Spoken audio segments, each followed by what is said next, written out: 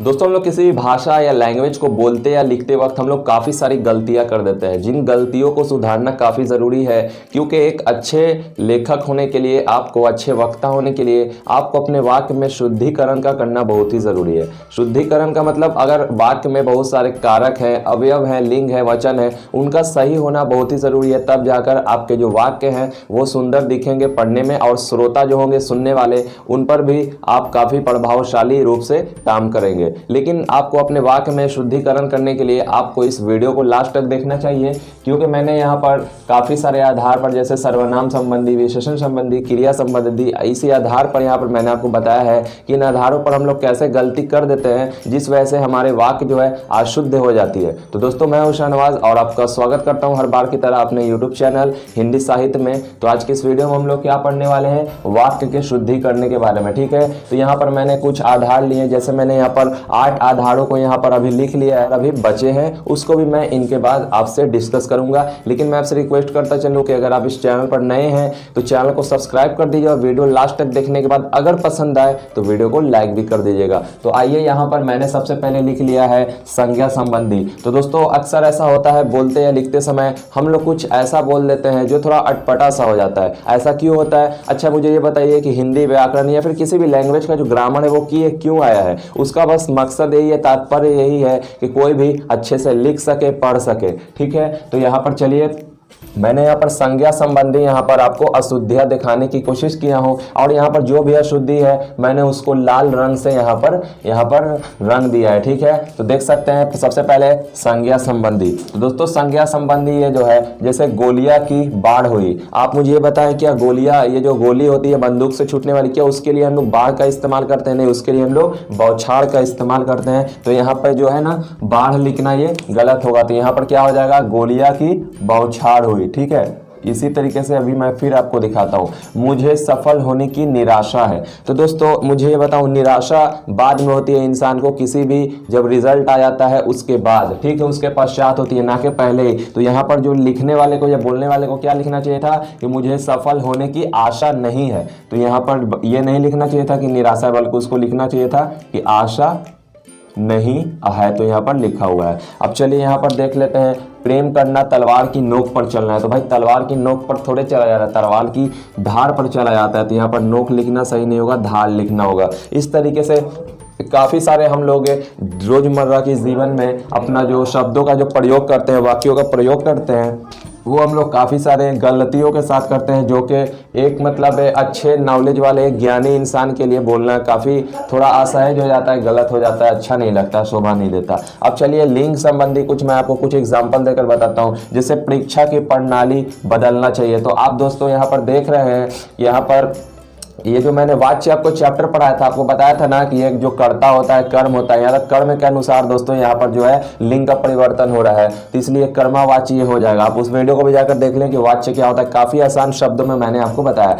ये देख सकते हैं, प्रणाली बदलनी चाहिए, ठीक है, ना कि बदलना चाहिए। तो यहाँ पर यह प्रणाली बदलना नहीं, बदलनी लिखना सही होगा। अब चलिए यहाँ पर फिर से नीचे आता हूँ, लड़की ने जोर से हंस दी। तो भाई दी थोड़े होता है, हंस दिया होता है ना, तो यहाँ पर तो इस तरीके से ऐसे दिया लिखना होगा। यहाँ पर देखिए कैसे छोटी छोटी गलती होती है, जिससे हम लोगों के वाक्य जो होते हैं सुंदर नहीं दिखते हैं। उसी तरीके से मुझे मजा आती है। तो भाई मजा आती है, थोड़े मजा आता है, ये भी दोस्तों कर्मवाच्य है। यहाँ पर देख रहे हैं, मजा की वजह से यहाँ पर जो इसका लिंग का रूपांतर हो रहा है, आता है। ठीक है, मुझे मजा आता है। उसी तरीके से यहाँ पर ये देखिए वचन संबंधी, यानी कि एक वचन बहुवचन हम लोग लिखने में भी कई बार हम लोग गलती कर देते हैं। जैसे सबों ने ये राय दी, तो सबों ने क्यों, सब तो बहुवचन शब्द, ये सब जो है दोस्तों, ये जो यहाँ पर शब्द मैं लिख रहा हूँ सब है, सब जो है ये खुद एक बहुवचन है। सब का मतलब बहुत सारे लोग मिलकर सब बने। तो यहाँ पर सबों को भी फिर से मैंने ओ की मात्रा लगा के बहुवचन बनाने की कोशिश की, जो कि एकदम गलत है। तो चलिए यहाँ पर सबों को हम लोग क्या कर देते हैं, ये हो जाएगा सिर्फ सब, सब ने यह राय दी। उसी तरीके से दूसरा, उसने अनेक प्रकार की विद्या सीखी। तो भाई मुझे ये बताओ, उसने अनेक प्रकार, तो जब ये अनेक हो गया यानी कि एक से अधिक, तो फिर वो एक विद्या थोड़े रह गया, वो तो फिर विद्याएं हो गया ना। उसने अनेकों प्रकार की विद्याएं सीखी। यहाँ पर अनेक को हम अनेकों नहीं लिख सकते, ठीक है, क्योंकि अनेक का मतलब ही है बहुवचन शब्द। उसने अनेक प्रकार की विद्याएं सीखी। उसी तरीके से मैंने नीचे एक एग्जाम्पल लिया, इस विषय पर एक भी अच्छी पुस्तकें नहीं है। तो भाई तुम मुझे एक बताओ, तुम इस विषय पर यानी कि तुम एक विषय की बात कर रहे हो और पुस्तक ढूंढ रहे हो ढेर सारी, यानी कि पुस्तकें ढूंढ रहे हो, जबकि तुमको क्या ढूंढना चाहिए था, पुस्तक। ठीक है, अब ये हुआ वाक्य का शुद्धिकरण। अब जैसे कारक चलिए आ जाते हैं, तो कारक संबंधी हम लोगों को यहाँ पर देखने को मिलता है। जैसे हमने ये काम करना है, तो दोस्तों हमने थोड़े कहना होगा, हम लोगों को सिर्फ क्या कहना होगा, हमें यह काम करना है। उसी तरीके से मैंने राम को पूछा, तो ये को हमने क्यों बोला, मैंने राम को थोड़ो, मैंने राम से पूछा ना।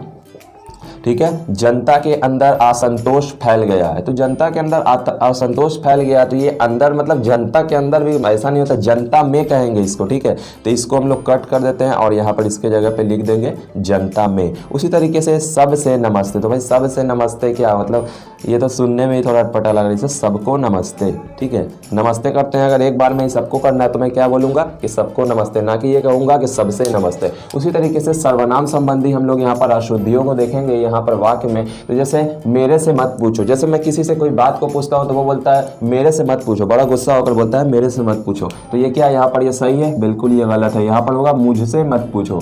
ठीक है, यहाँ पर मुझे क्या लिखना चाहिए था, या वक्ता को क्या बोलना चाहिए था, मुझसे मत पूछो। उसी तरीके से आप आपका काम करो, मैं किसी का काम के बारे में बता रहा हूँ तो वो मुझे गुस्से में अगर क्या बोलता है, आप आपका काम करो, जबकि ये कहना उसका गलत है, आप अपना काम करो, ये उसको कहना चाहिए था।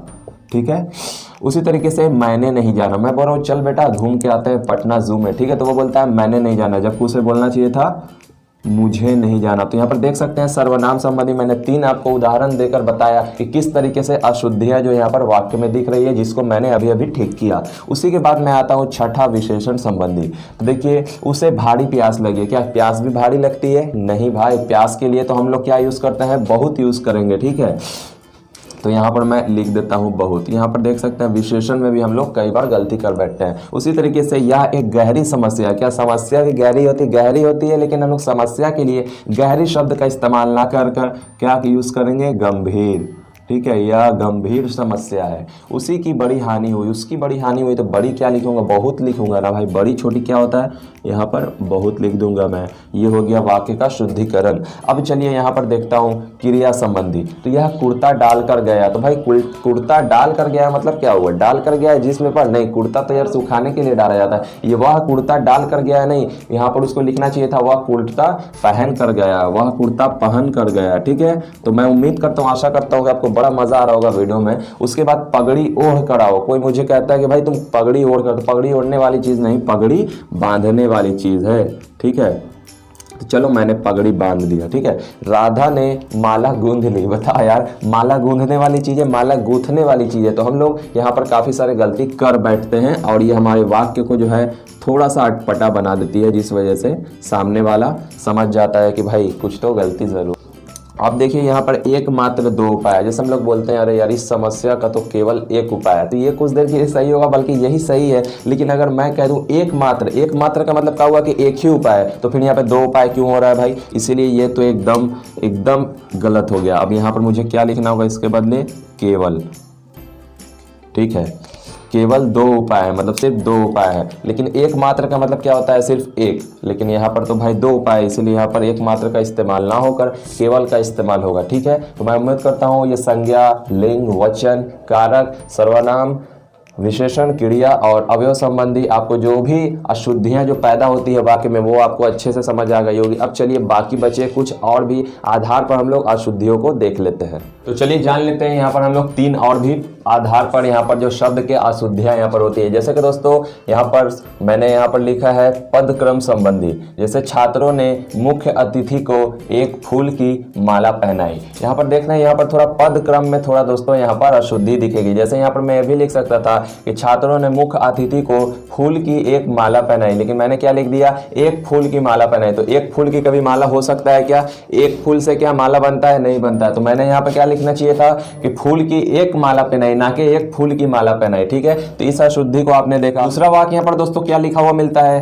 कई बैंक के कर्मचारी ने प्रदर्शन किया। तो मैं अगर इस तरीके से लिखूं कि बैंक के कई कर्मचारियों ने प्रदर्शन किया, तो वाक्य और भी सुंदर दिखेगा। तो यहाँ पर कई बैंक लिख दिया, मैं कहां से लिखूंगा, बैंक के कई कर्मचारियों ने, ठीक है, बैंक के कई कर्मचारियों ने प्रदर्शन किया। ये वाक्य सुनने में और लिखने में भी सुंदर है। अब उसी तरीके से अधिक पद, मतलब यहाँ पर काफी सारा ऐसे आपको पद मिलेंगे वाक्य में, जो भी एलिमेंट पद है यहाँ पर दोस्तों एक्सेस मतलब फालतू में यहाँ पर लिखे हुए हैं। जैसे मानव ईश्वर की सबसे उत्कृष्टतम कृति है, यहाँ पर इसको सबसे लिखने की कोई जरूरत नहीं थी, ठीक है। उसी तरीके से उसने गुप्त रहस्य प्रकट कर दिया। तो गुप्त रहस्य जो होता है वो अपने आप में ही दोस्तों एक गुप्त चीज है। तो यहाँ पर गुप्त यहाँ पर दोस्तों ये एक्स्ट्रा यहाँ पर लिखा हुआ, इसको यहाँ पर हटा देना होगा। उसने रहस्य प्रकट कर दिया। इससे खुद पता चल रहा है कि रहस्य की गुप्त चीज होती है, चाहे वो बात हो या चीज हो, कोई भी चीज हो। उसी तरीके से माली जल से पौधे को सींच रहा है। तो दोस्तों सींचना ये जो वर्ड है, सींचना ये जो वर्ड है यहाँ पर सींच रहा है, तो सींचा किस चीज से जाता है? पानी से। तो यहाँ पर इसको ये लिखने की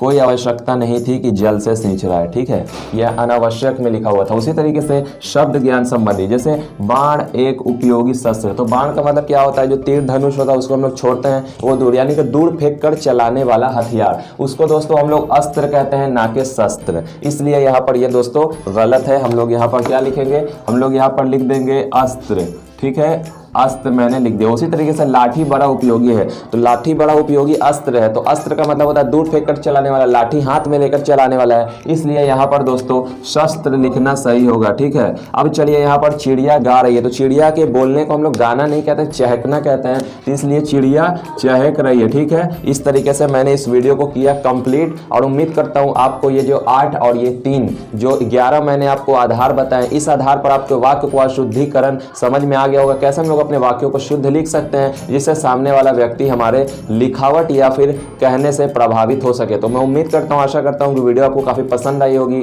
तो वीडियो को लाइक कर दीजिएगा, और चैनल को अभी तक सब्सक्राइब नहीं किया तो दोस्तों सब्सक्राइब कीजिए। और ऐसा ही वीडियोस के लिए हमारे प्लेलिस्ट को देखें, काफी सारी वीडियोस वहां पर आपको देखने को मिल जाएगी।